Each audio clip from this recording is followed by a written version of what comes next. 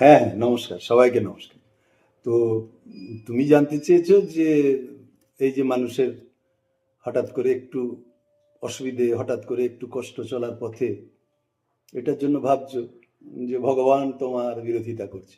সবসময় মনে রাখবে ঈশ্বর বা অলমাইটি পাওয়ার যেটা রয়েছে, সর্বশক্তিমান যিনি, তিনি যদি তোমার একটা দরজা বন্ধ করে দেন, কোনো দিকে চলার পথে যদি কোনো অসুবিধে সৃষ্টি করেন, definitely you will find some other gate which is going to be opened up for the good of you in future. সবসময় মনে রাখবে কাছে আর একটা দরজা খুলে যাবে, যেটাতে তোমার অবশ্যই ভালো হবে।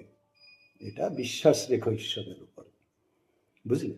সুতরাং don't get nervous at all, be positive in your mind and be স্ট্রেংদি।